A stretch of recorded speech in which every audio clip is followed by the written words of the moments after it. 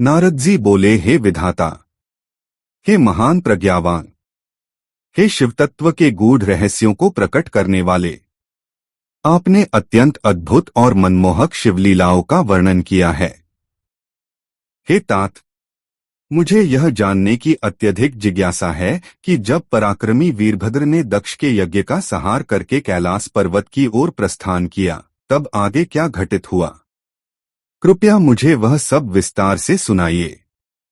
ब्रह्मा जी बोले, हे नारद, जब शिव के सैनिकों द्वारा समस्त देवता और मुनि पराजित होकर बुरी तरह घायल हो गए और उनके अंग छिन्न भिन्न हो गए, तब वे सभी मेरे लोक में आए।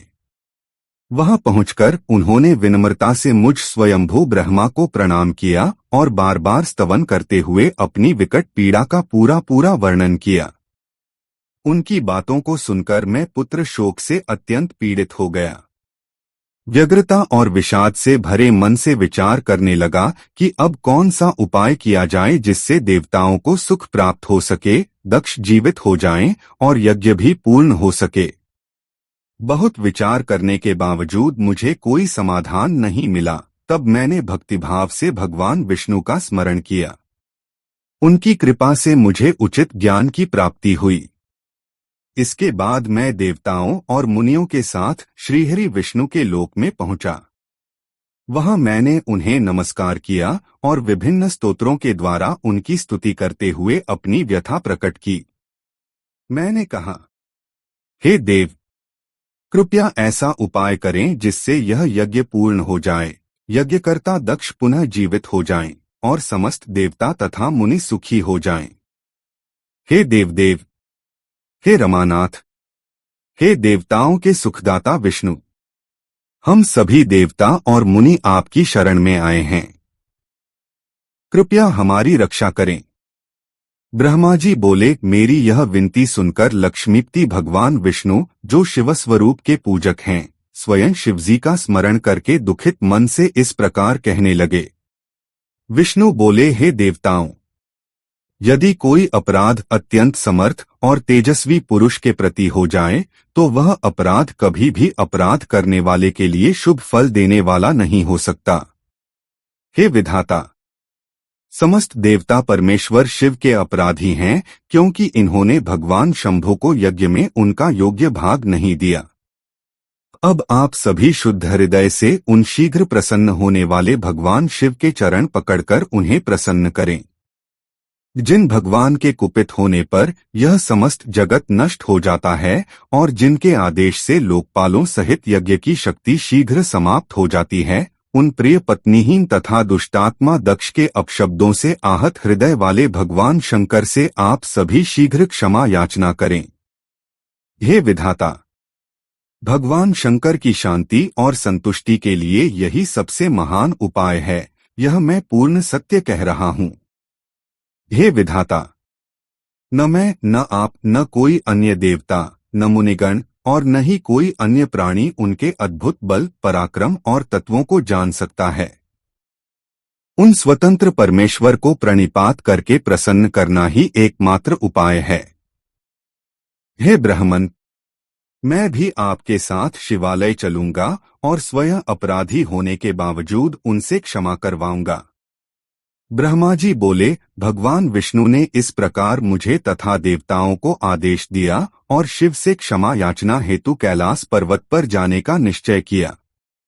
विष्णु समस्त देवता, मुनि तथा प्रजापतियों को साथ लेकर स्वयं प्रकाशमान और शुभ कैलाश पर्वत की ओर चल पड़े।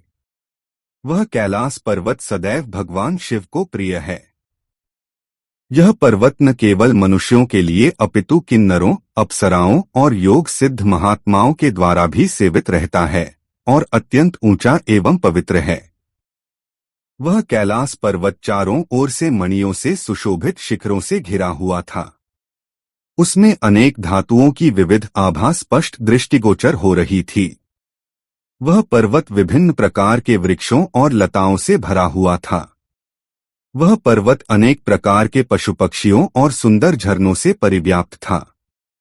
उसके शिखरों पर सिद्धांगनाएं अपने अपने पतियों के साथ विहार कर रही थीं। यह पर्वत अनेक कंदराओं, ऊंचे शिखरों तथा विविध वृक्ष जातियों से अलंकृत था। इसकी आभा चांदी के समान श्वेत थी। यह पर्वत बड़े बड़े व्याघ्र आदि जंतुओं से युक्त था, परंतु उसमें भय का कोई स्थान नहीं था। वह पूर्ण रूप से शोभायमान, दिव्य तथा अत्यंत आश्चर्य उत्पन्न करने वाला था। वह पर्वत सबको पवित्र करने वाली तथा अनेक तीर्थों का निर्माण करने वाली विष्णुपदी श्री गंगा से घिरा हुआ था। इसका जल अत्यंत निर्मल था। शिवजी के अत्यंत प्रिय इस कैलाश पर्वत को देखकर विष्णु तथा उनके साथ आए मुनि और देवगण आश्चर्यचकित हो गए। देवताओं ने उस कैलाश पर्वत के निकट शिव के मित्र कुबेर की परम दिव्य और रमणीय अलकापुरी को देखा। उन्होंने उसके पास सौगंधिक नामक दिव्य वन भी देखा, जो अनेक प्रकार के दिव्य वृक्षों से शोभित था। वहां पक्षियों की अद्भुत ध्वनियां गूंज रही थीं। उस वन के बाहर नंदा और अलकनंदा नाम की दिव्य तथा परम पावन नदियां प्रवाहित हो रही थीं, जो मात्र दर्शन से ही पापों का नाश कर देती हैं। देवांगनाएं प्रतिदिन अपने लोक से आकर इन नदियों का जल पीती और स्नान करके रति से आकृष्ट होकर पुरुषों के साथ विहार करती थीं। इसके बाद देवताओं ने अलकापुरी और सौगंधिक वन को पीछे छोड़ते हुए आगे बढ़कर शंकर जी के वटवृक्ष के दर्शन किए। वह वटवृक्ष पूरे पर्वत के चारों ओर अपनी घनी छाया फैलाए हुए था। उसकी शाखाएं 3 दिशाओं में फैली हुई थीं। उसका घेरा 100 योजन ऊंचा था। यह घोंसलों से रहित और तापरहित था। उसका दर्शन केवल पुण्यात्माओं को ही प्राप्त होता था। वह अत्यंत रमणीय, परम पावन, भगवान शिव का योगस्थल, दिव्य योगियों के निवास के योग्य और परम उत्तम था। विष्णु आदि समस्त देवताओं ने उस महायोगमय और मुमुक्षुओं को शरण प्रदान करने वाले वटवृक्ष के नीचे विराजमान भगवान शिव को देखा। शांत स्वभाव वाले, अति शांत विग्रह वाले, शिवभक्ति में तल्लीन तथा महासिद्ध सनक आदि ब्रह्मपुत्र प्रसन्नतापूर्वक उनकी उपासना कर रहे थे। गुह्यकों और राक्षसों के अधिपति कुबेर अपने गणों और परिवार सहित विशेष रूप से उनकी सेवा कर रहे थे। भगवान शिव तपस्वियों को प्रिय लगने वाले सुंदर रूप में प्रकट हुए थे। उनके वात्सल्य के कारण वे पूरे विश्व के मित्र प्रतीत हो रहे थे। भस्म आदि से उनका रूप अत्यंत शोभायमान था। हे मुने, आपके पूछने पर भगवान शिव कुशासन पर बैठे हुए सज्जनों को ज्ञान का उपदेश दे रहे थे। वे अपना बायां चरण दाईं जांघ पर और बायां हाथ बाएं घुटने पर रखे हुए थे। उनकी कलाई में रुद्राक्ष की माला थी और वे सुंदर तर्क मुद्रा में विराजमान थे। इस प्रकार के स्वरूप वाले भगवान शिव को देखकर विष्णु आदि समस्त देवताओं ने शीघ्र ही दोनों हाथ जोड़कर विनम्रतापूर्वक उन्हें प्रणाम किया। सज्जनों के शरणदाता प्रभु रुद्र ने मेरे साथ आए विष्णु को देखकर उठकर सिर झुकाकर उन्हें प्रणाम किया। विष्णु आदि देवताओं ने जब भगवान शिव के चरणों में प्रणाम किया, तब शिवजी ने भी मुझे उसी प्रकार नमस्कार किया जैसे लोगों को सद्गति प्रदान करने वाले विष्णु कश्यप को प्रणाम करते हैं। इसके बाद भगवान शिव ने देवताओं, सिद्धों, गणाधीशों और महर्षियों से वंदित विष्णु से आदरपूर्वक वार्तालाप किया।